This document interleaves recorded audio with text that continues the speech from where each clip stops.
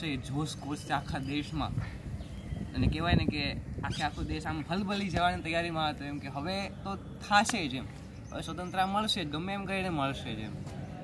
એ વચ્ચે એક કહેવાય ને આપણે જેનું નામ કદાચ ક્યાંક ભૂલી ગયા છે એમ, ભગતસિંહ, વીર સાવરકર, ભગતસિંહ, મેડમ કામા, ચંદ્રશેખર આઝાદ જેવા મહાન ક્રાંતિકારીઓ જેની પાસે પ્રેરણા લેતા એમ વીર સાવરકરની વાત લઈને આવ્યો છે. વીર સાવરકર એટલે આપણે એનું વ્યક્તિત્વ જોઈએ ને તો નમન કરવાનું મન થઈ આવે. પહેલી વખત કદાચ જોઈએ તો એમ થાય કે આ માણસ શું કરતા હશે એમ. જ્યારે એને વાંચીએ, એને વિચારીએ, એને અનુભવીએ ત્યારે આપણને એવું લાગે કે આ ખરા દેશભક્ત છે. 1910ની સાલમાં જ્યારે એમને ફાંસીની સજા જોડી જેલમાં આપણે કહેવાય ને જન્મટીપની સજા થઈ એમ 50 વર્ષની 1910માં વીર સાવરકર જેલમાં પૂરાય તો 1960માં છે 50 વર્ષ પૂરા કરીને એ જેલમાંથી બહાર આવે. આ જેલમાં એને જે કષ્ટો વેઠ્યા છે એમ, અનેક પ્રકારના જે કષ્ટો વેઠ્યા છે એમાંથી જેની એક કથા લખી છે એ મારી જન્મતિથિને 2-3 દિવસ પહેલાં જ પૂરી કરી. એટલે એમાં એના અનેક પ્રસંગો એવા અનુભવ્યા છે એ મગજમાં લાવીને તો એ આપણને એક હૃદયમાં એક કંપાર છૂટી જાય કે આપણો રાષ્ટ્રભક્ત કે જે ફક્ત ને ફક્ત એક આશા એ ફક્ત ને ફક્ત એક કિરણ કે મારો દેશ આઝાદ થાય છે, મારા દેશમાં બદલાવ આવે છે અને મારો દેશ પોતાના પગે ઊભો રહી શકે એ માટે હું કંઈક કરું છું ને એ ભાવનાથી અહીંયાથી હજારો કિલોમીટર દૂર દરિયાને પહેલે પાર અંદામાનમાં એ વિચારી રહ્યા.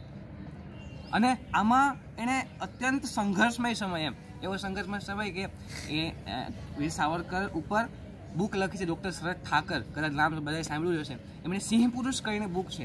એમાં એને પ્રસ્તાવનામાં એ લખે છે કે જો કોઈને વીર સાવરકર પ્રેમ ના ઉભરાતો હોય ને વીર સાવરકરને જો કોઈ દેશદ્રોહી માનતા હોય તો મને વીર શરદ ઠાકર લખે છે કે મને એ બારીના હક આપો. બારી એનો જેલનો જેલર હતો, મેન જેલર એમ. એ બારી મને બનાવો અને જે પણ એવું માનતા હોય એને ખાલી 24 કલાક જે સાવરકર હતા ને એ જેલની કોઠડીમાં પૂરી દે. મને ખાલી 24માંથી 22 કલાક આપો.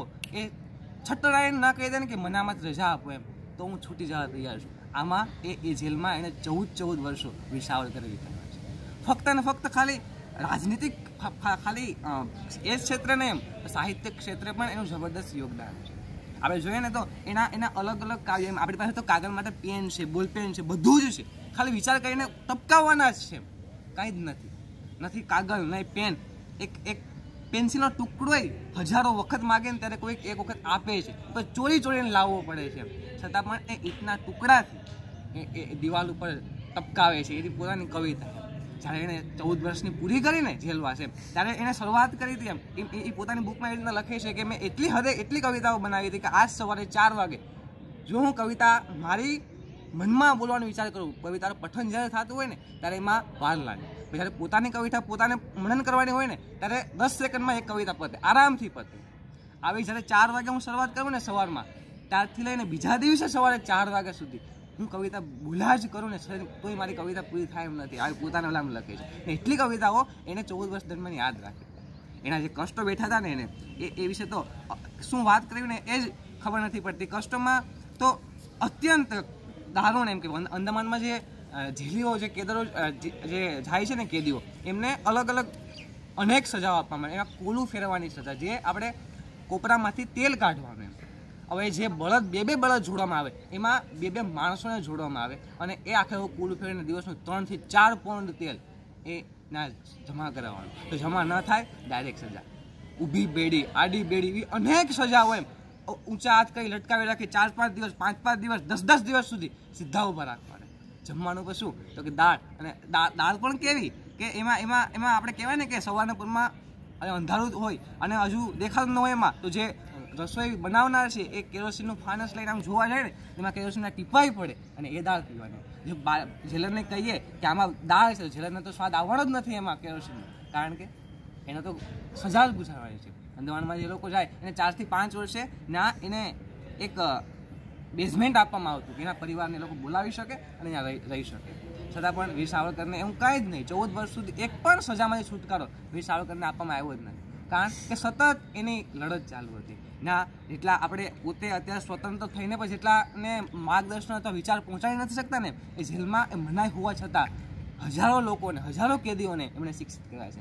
કલમ ખડિયાના કથી માંડી અને આખા ભૂગોળની રચના વીર સાવરકરે બેસીને સમજાવી છે. સભાઓ પર કેવી, અહીંયા તો શાંતિથી બેસી શકાય છે, અહીંયા તો ઉડતી સભાઓ, દોડતી સભાઓ નામ આપે છે વીર સાવરકરને. કે કોઈ આવે ને તો બે જણા ધ્યાન રાખો, કોઈ આવે છે ફટના એને ભાગી જવું પડે, કોઈને સતાઈ જવું પડે, કોઈને આ કરવું પડે, છતાં પણ એટલી ઉત્સુકતા જાગૃત કરવી ને એ બહુ મહત્વનું છે. એટલે એ અત્યંત કષ્ટો વેઠી અને એણે આપણા દેશને એક માર્ગ અપાયો છે કે જે અંદર એવી વાત છે કે જે ત્યાંથી નીકળતા ને પ્રવાસીઓ એમ ત્યારે અંદમાન નિકોબારની જેલમાં એ સામે જોઈને આમ નમસ્કાર કરતા કે વીર સાવરકર પહેલાં છૂટી અને ભગવાનની સ્વાસ્થ્યનો સંભાળ એટલી હદે એ પ્રિય.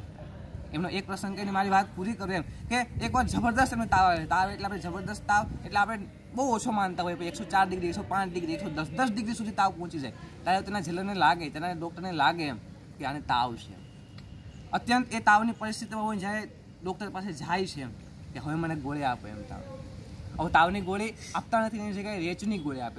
રેચની ગોળી એટલે એવી ગોળી એમ કે જેને કબજિયાત હોય ને એ પણ રેચની ગોળી લઈને દિવસમાં 10 વખત ઝાડે જવું પડે. વીર સાવરકરનો કોઈ પ્રશ્ન હતો જ નહીં, તો પણ રેતની ગોળી એ તાવની ગોળી સમજીને ખાઈ જાય છે.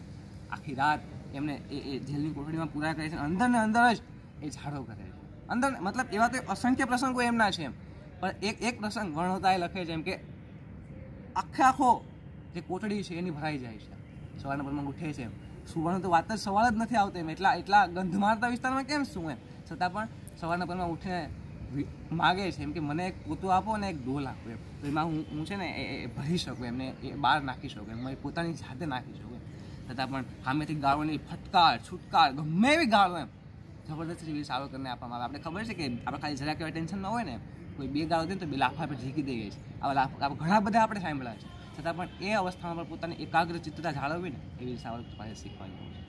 નથી આપતા ગાભો કહીને ખાલી ડોલ આપી દે છે, હવે તમે જે કરો એમ કરો, તો એ આપણે હાથથી ઉપાડી નાખીને આપણે બોલીએ ને તો આપણા મગજમાં કંઈક ઘૃણા ઉત્પન્ન થાય છે કે એટલી હદે એને કષ્ટ આપણા માટે વેઠા છે. એટલા માટે આપણો દેશ આઝાદ છે અને આપણા દેશની આઝાદતાને ક્યાંક આપણે જ પાછી પાડતા નથી ને, આ પ્રશ્ન આજે વિચારવા રહ્યો છે. અને આ પ્રશ્નને આપણે વિચારતા રહીએ અને સાવરકર જેવાને વાંચતા રહીએ ને, એ અભ્યર્થના સાથે મારી વાતને પૂરી કરું છું.